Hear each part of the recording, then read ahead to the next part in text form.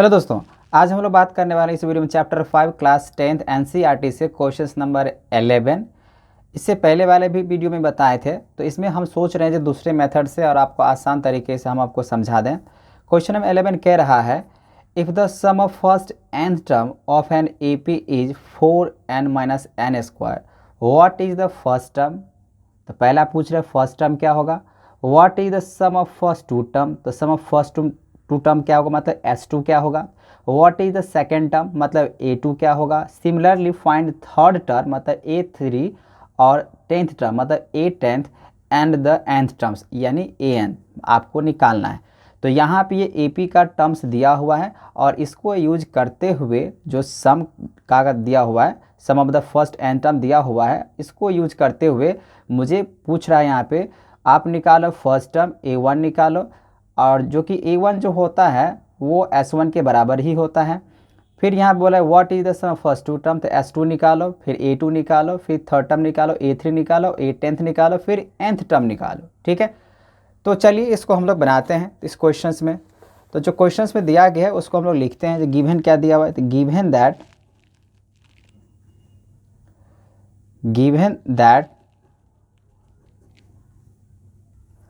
Given that Sn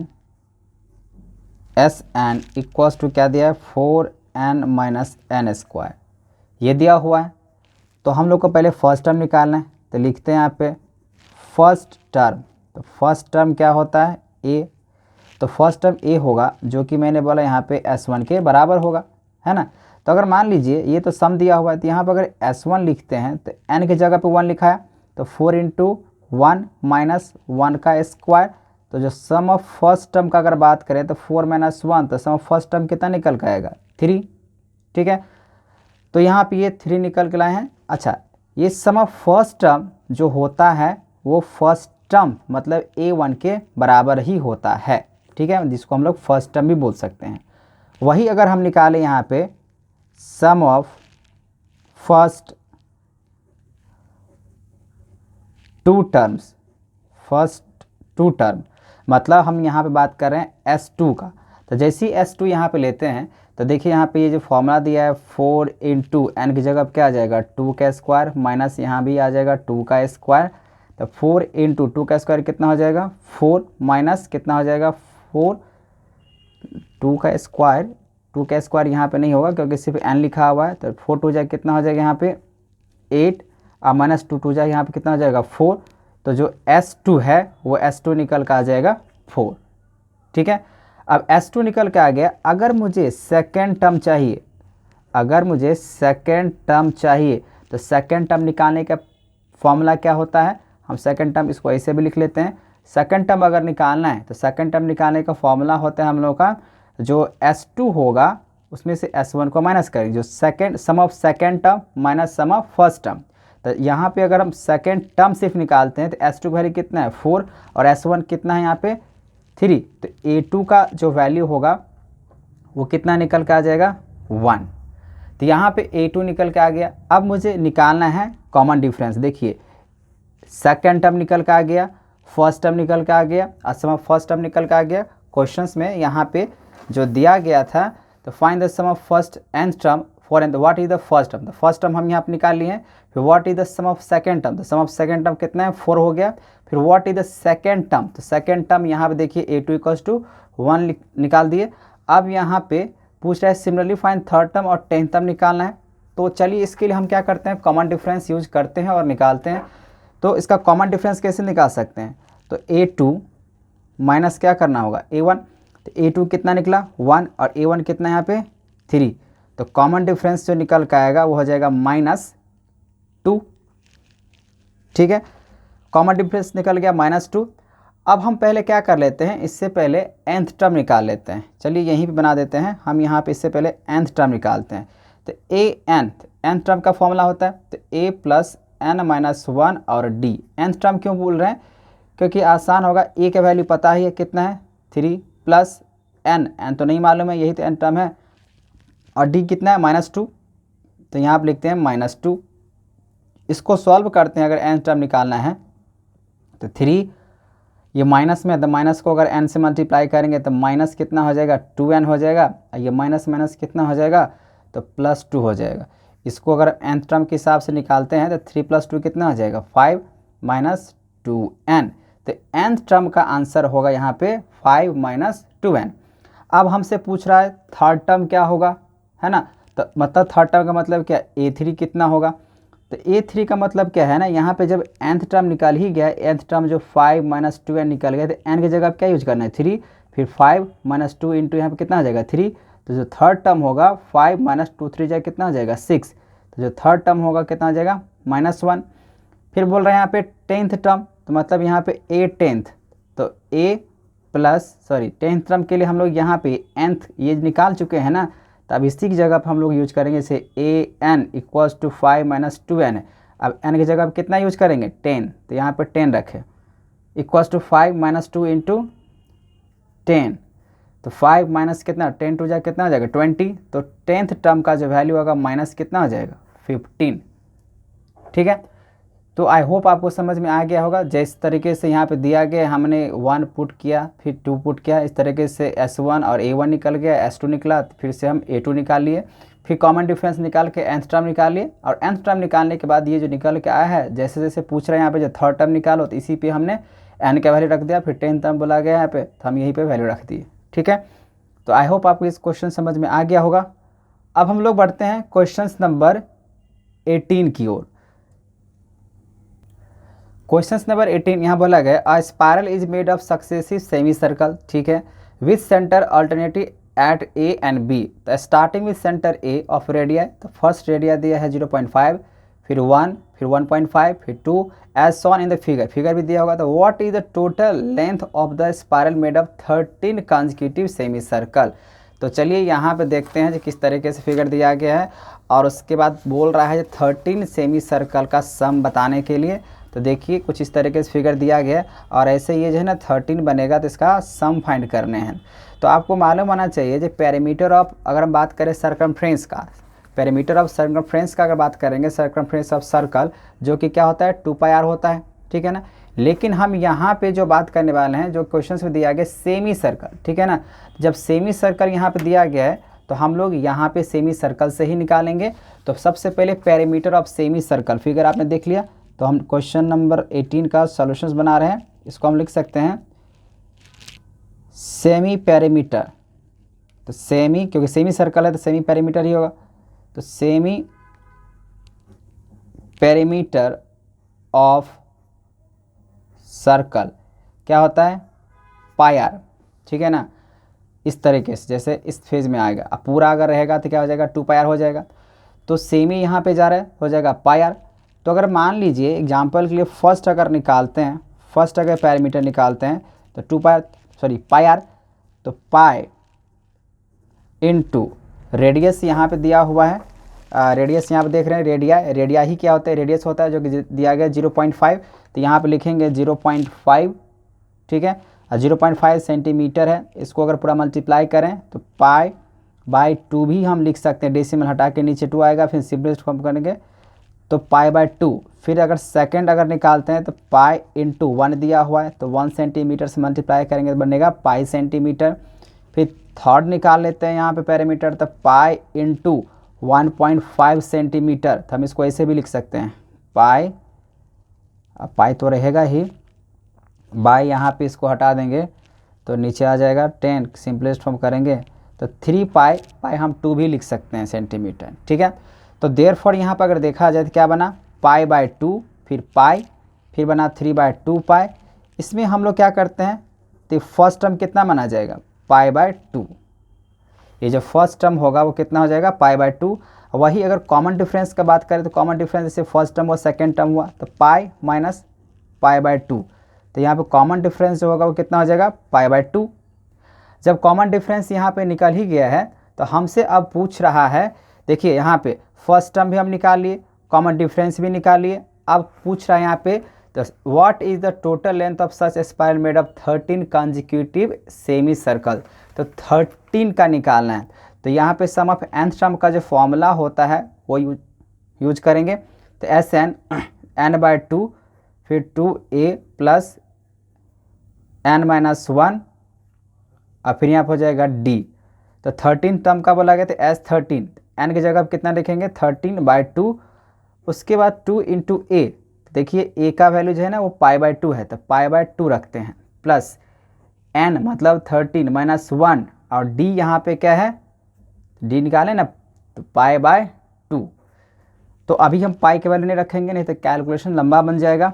तो 13/2, 2 से 2 cancel कर लीजिए तो बनेगा पाई, प्लस 13 माइनस 1 होगा 12, 12 इंटू π/2 है, इसको कैंसिल करेंगे तो हो जाएगा 6। तो 13/2 फिर पाई और 6 इंटू पाई करेंगे तो कितना हो जाएगा 6 पाई ही हो जाएगा। फिर यहाँ पे बस कैलकुलेट करना है, 13/2 इंटू 7 पाई होगा ना। अच्छा, अब अगर हम पाई का वैल्यू अगर लेते हैं तो कितना होगा, तो देखिए 13/2 इंटू 7 इंटू पाई का वैल्यू कितना होता है 22/7 होता है ना। देखिए S13 निकाल रहे हैं तो हम इस 7 को इस 7 से काट सकते हैं, इसको यहाँ से 11, तो 11 को 13 से मल्टीप्लाई करते हैं तो S13 का जो वैल्यू होगा वो 143 निकल के आएगा, 143। तो आई होप आपको समझ में आ गया होगा, क्योंकि इस क्वेश्चन में बोला गया था जो स्पायरल जो बन रहा है ना कुछ इस तरीके से बन सकता है सेमी पैरामीटर के हिसाब से।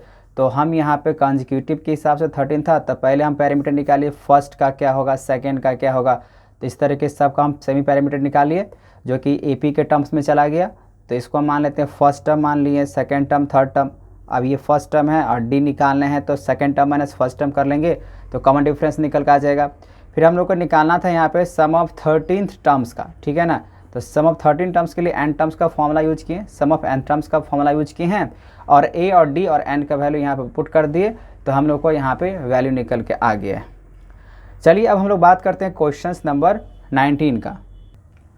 क्वेश्चन नंबर 19 कह रहा है 200 लॉक्स, तो लॉक्स मतलब यहाँ पे लकड़ी का गट्ठा का बात किया जा रहा है। 200 logs are stack in the following manner, तो ये जो 200 लकड़ी का जो गट्ठा है कुछ इस तरीके से अरेंज करके लिखा हुआ है। सबसे पहले नीचे बहुत ज़्यादा है, थोड़ा उससे कम हुआ, थोड़ा से मतलब पैरामेडिकल हम बोल सकते हैं।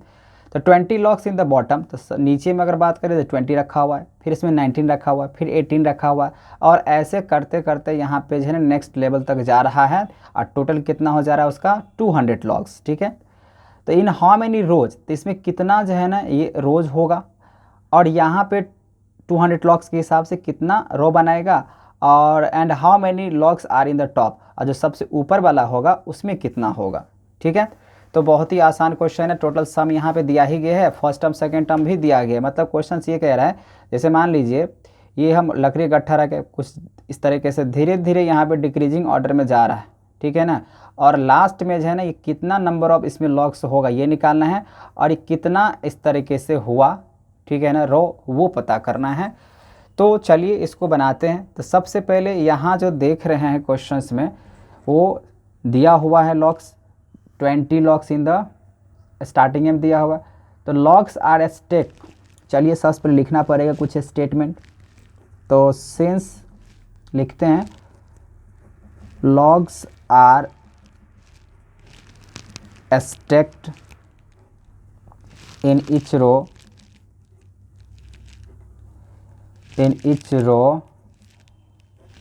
फॉर्म सीरीज में है, तो लिखना पड़ेगा सीरीज। जैसे 20 का बात करें, प्लस 19 का बात करें, प्लस 18 का बात करें, प्लस 17 का बात करें, और इस तरीके से ये चलता चला जाएगा, ठीक है।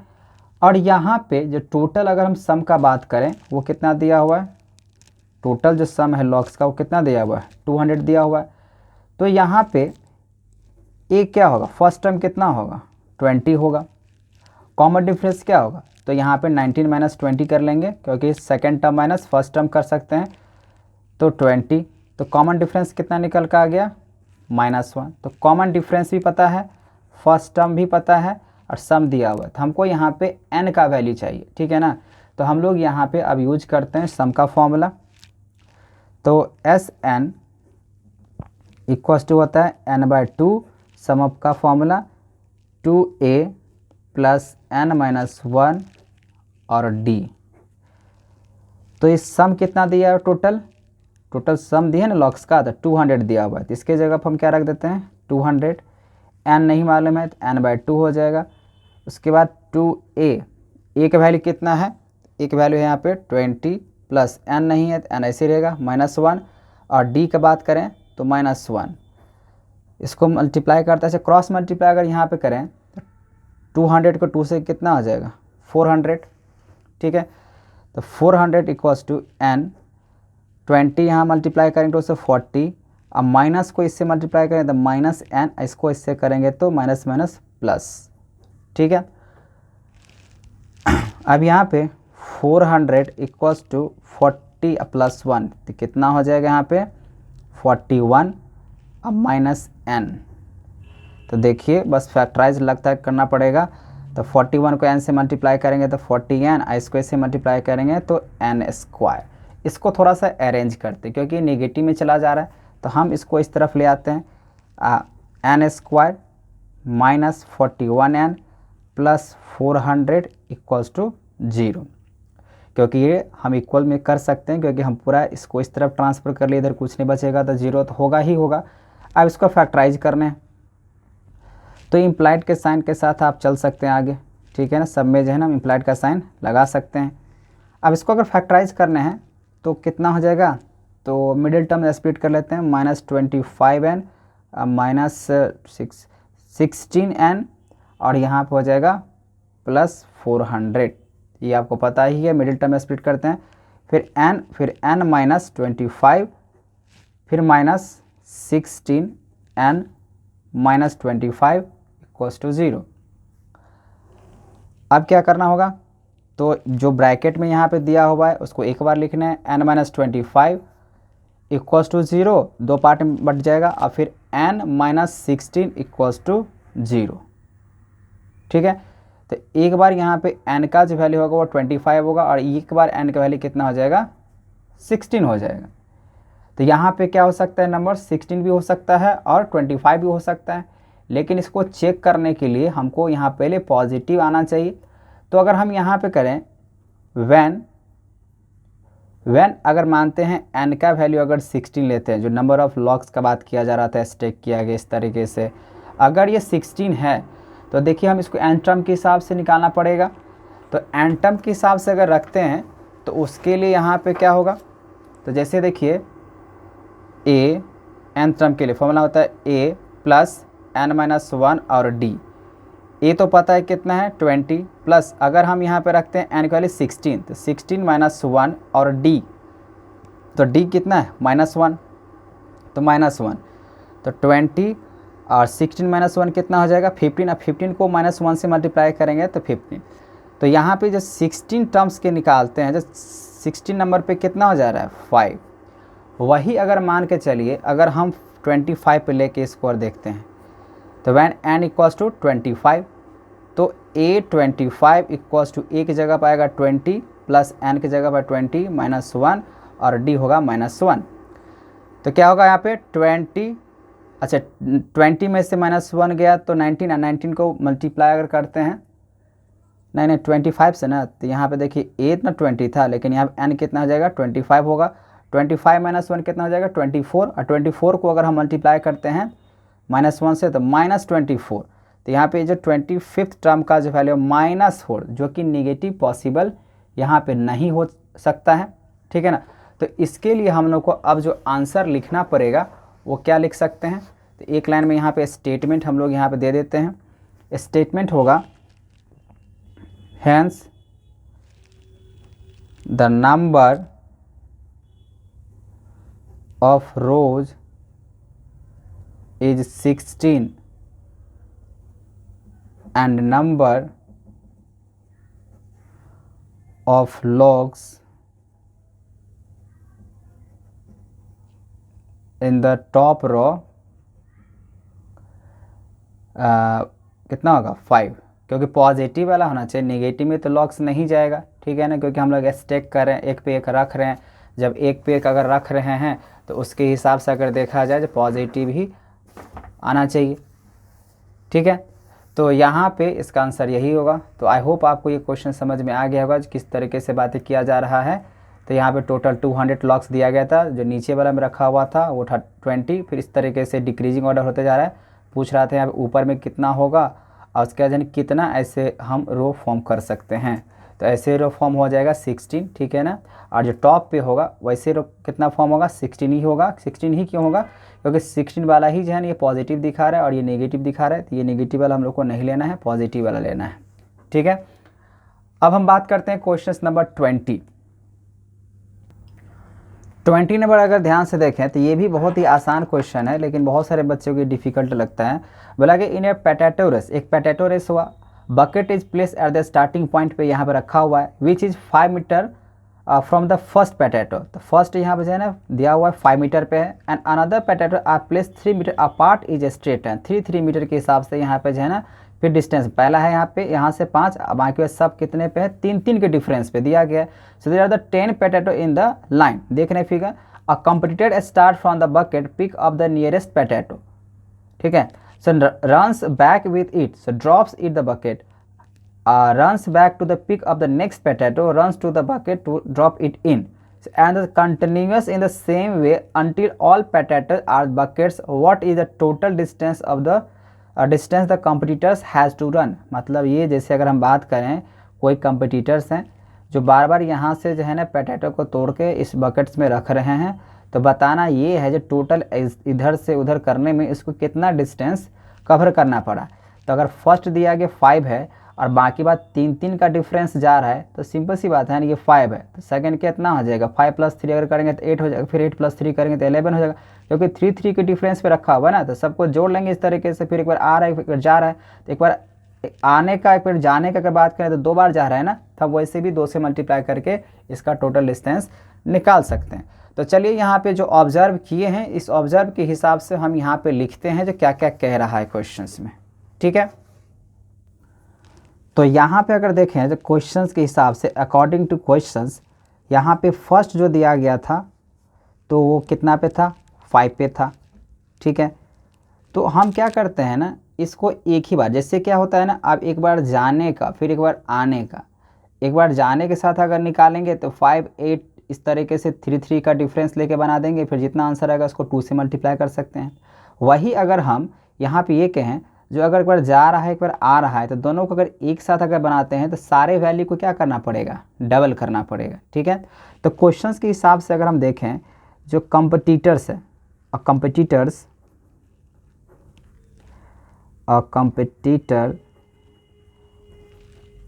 Pick up the first potato, second potato,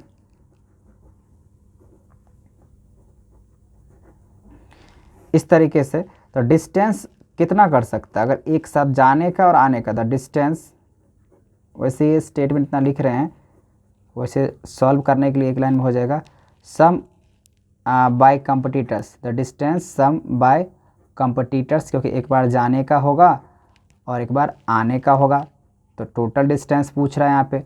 तो हम कैसे लिख सकते हैं, जब पहला तो दिया गया था 5, ठीक है ना, क्वेश्चन लिखा हुआ था ना, जब 5 यहाँ पे है फिर 3 3 3 इस तरह, तो पहला तो 5 है, एक बार गया फिर आया तो 5 दूना कितना हो जाएगा, 10 हो जाएगा, मतलब 2 × यहाँ पे लिख सकते हैं 5, फिर लिख सकते हैं 2 × 5, 3 इंक्रीज कर रहा है, तो 5 प्लस यहाँ पे कितना हो जाएगा 3, फिर यहाँ पे क्या हो जाएगा 2 × 5 + 3, फिर से अगेन यहाँ पे 3 बढ़ जाएगा, ठीक है। इस तरीके से निकालते तो फर्स्ट कितना निकल के आएगा 10, 5 3 यहाँ पे 8 8 2 जाए कितना हो जाएगा 16, यहाँ पर हो जाएगा 5 3 8 3 11 और 2 यहाँ पे अगर करें तो 32 नहीं होगा, 5 3 8 3 11 तो 22, इस तरीके से बढ़ते हुए चला जाएगा। तो यहाँ पे जो फर्स्ट टर्म होगा वो कितना हो जाएगा 10, और जो कॉमन डिफरेंस का अगर बात करें तो 16 - 10 तो कितना निकल कर आ जाएगा 6, ठीक है। और ध्यान रखिएगा यहाँ पे हम 2 से क्यों मल्टीप्लाई किए, क्योंकि एक बार जाने का और एक बार आने का, इसीलिए 2 से मल्टीप्लाई करना पड़ेगा, ठीक है ना। अगर सिर्फ जाने का अगर बात करेंगे तो सिर्फ एक तब हो जाता है इसका सब हाफ, जैसे 10 का जगह पे क्या होता है 5, 16 की जगह पे क्या होता है 8, 11 की जगह पे क्या होता है 22 की जगह पे क्या होता है 11, ठीक है। सिर्फ एक जाने का, उससे भी आंसर आ जाता, उसको भी लेकर अगर हम फर्स्ट टर्म सेकेंड टर्म और डी निकाल के बनाते आ जाता, लेकिन लास्ट में क्या करते हैं हमको उसको 2 से मल्टीप्लाई करने होते हैं। यहाँ पे क्या है ना डायरेक्ट हम बात करते हैं तो चलिए निकालते हैं अब the sum of n terms जो Sn है, तो फॉर्मूला क्या बनेगा, n/2 2a प्लस n-1 फिर d। तो यहाँ पे 10th निकालना पड़ेगा क्योंकि 10 बार यहाँ पे लिखा हुआ क्वेश्चंस में what is the total distance commutators. ठीक है, तो चलिए निकालते हैं यहाँ पे S10 का वैल्यू। तो S10 n की जगह पर आ जाएगा 10/2 2a, a का वैल्यू कितना हो जाएगा 10 होगा, प्लस कितने बार बोला गया, तो 10 तो -1, d कितना हो जाएगा 6, इसको कैंसिल करें तो 5 10 2 जा हो जाएगा 20 प्लस 10 -1 गया तो 9 6 54। ठीक है, 20 प्लस 54 कितना हो जाएगा, तो 74 हो जाएगा। मल्टीप्लाई करें तो S10 का वैल्यू निकल कर आ जाएगा 7 5 35 5 का 20, तो यहाँ पर हो जाएगा 370। ठीक है, तो S10 का वैल्यू कितना हो जाएगा 370। तो हम यहाँ पे लिख सकते हैं statement, hence the total distance the competitors has to run equals to 370 meter. बात यहाँ पे समझ में आ गया, क्योंकि इसी तरीके से जो है ना लिखा हुआ था। अरे क्वेश्चन में ध्यान समझिएगा, यहाँ पे लिखा हुआ था 10, there are 10 potato in the line. आप देख रहे हैं ना, लिखा हुआ है ना there are 10 potato in the line. तो ये मत सोचिएगा यहाँ पर 10 कहाँ से आया है, ये 10 आया है वो यहाँ से आया क्योंकि देर आर 10 पोटैटोज लिखा हुआ था क्वेश्चन में, there are 10 potatoes in the line. तो यहाँ से हम लोग यहाँ पे n का वैल्यू लिए हैं। ठीक है, तो आई होप आपको क्वेश्चन से समझ में आ गया होगा।